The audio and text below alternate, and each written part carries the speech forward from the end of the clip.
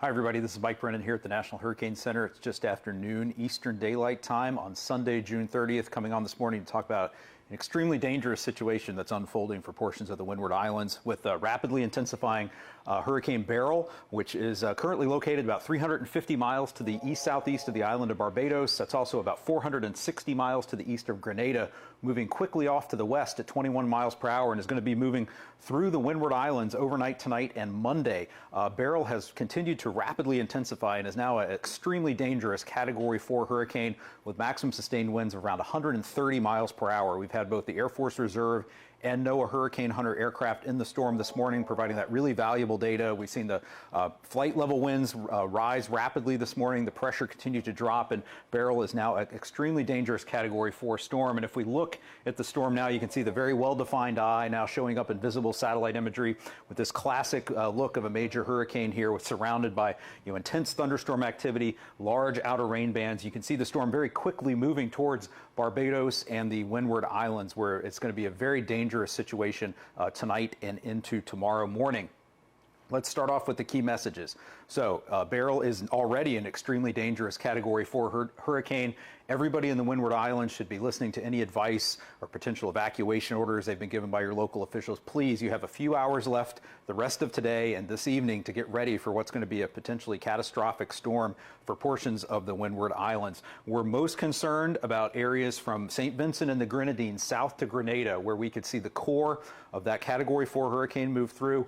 When you get to Category 4 strength, you can see things like total roof damage, roofs lifted off of homes, exterior wall collapse, trees uprooted, significant damage and complete destruction of power lines and other infrastructure. So where the core of that eye wall of Beryl moves through those areas, especially from St. Vincent south through the Grenadines to Grenada, that's where we could see that most significant wind damage. In those areas as well, just to the right of the path of the center of Beryl, we could see storm surge levels of 6 to 9 feet above normal tide levels, with potentially catastrophic, dangerous breaking waves on top of that. So that is those are the two biggest hazards that we're concerned about for the potential loss of life, destruction of property in the Windward Islands. We also could see heavy rainfall and flooding through much of the Windward Island chain overnight tonight through Monday.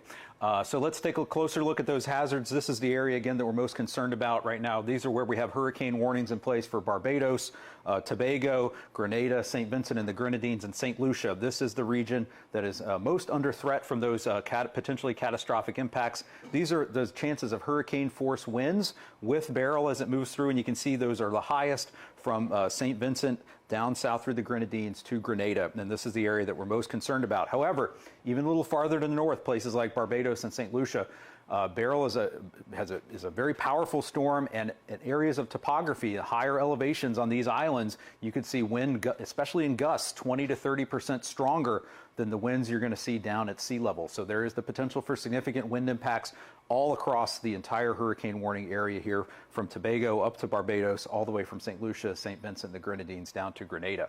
Let's talk about the time of arrival. The most likely time that we're going to see those tropical storm force winds arrive in Barbados is going to be in the late evening to early morning hours overnight tonight, and then in the early morning hours in the remainder of the Windward Islands. So again, you just have a few hours left through today to get prepared, get to a safe place where you're going to be able to shelter in place through the duration of the event overnight tonight and through much of the day on Monday.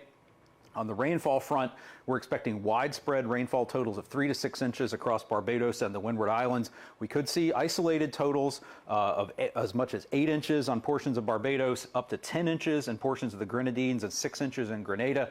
That, in those, especially in areas of high topography and high mountains, can cause significant flooding and potentially life-threatening flash flooding concerns in those areas. So as we zoom out and take a little longer view look at what's going to happen with Beryl, as we mentioned, the storm has continued to rapidly intensify. We're expecting it to be a powerful major hurricane as it moves through the Windward Islands and into the eastern Caribbean Sea on Monday and Tuesday, staying well south of Puerto Rico and the Virgin Islands, but then could become a threat to portions of Hispaniola, Jamaica, the northwestern Caribbean Sea, potentially Cuba and the Yucatan Peninsula as we go from, say, Tuesday, Wednesday, Thursday, and into Friday morning.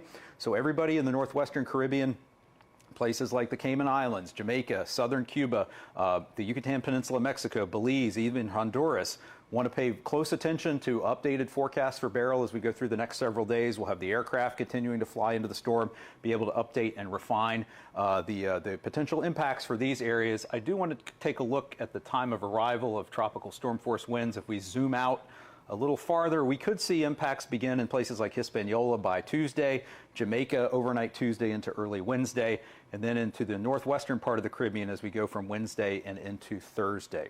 So real quickly, I want to touch on some other activity going on in the Atlantic Basin. We have two other systems that we're watching today. We have an area of low pressure over the southern Gulf of Mexico that has a 50% chance of formation actually over the next 2 days.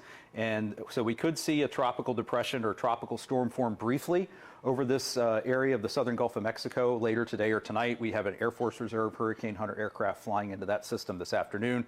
The main impacts from this, regardless of whether it becomes a tropical cyclone or not, will be heavy rainfall moving into portions of Mexico along the western coast of the Gulf of Mexico.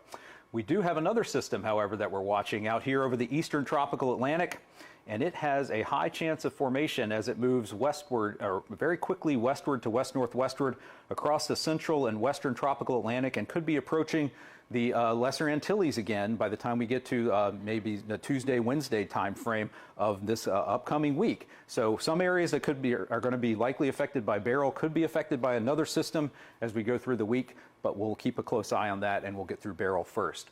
So just a reminder, the key messages for Beryl, the areas that we're most concerned about: St. Vincent and the Grenadines down to Grenada, but also places like Barbados, St. Lucia, Tobago. Be prepared for potentially catastrophic hurricane force winds with the eye wall of a Category 4 hurricane moving through. If you've been asked to evacuate coastal areas to get away from that storm surge, please follow that advice. Complete your preparations today. You have the rest of today and into this evening, and then find a safe place to stay for tonight and Monday. Stay tuned for more information here at the National Hurricane Center at hurricanes.gov. We'll be on later with future updates. I'm Mike Brennan at the National Hurricane Center.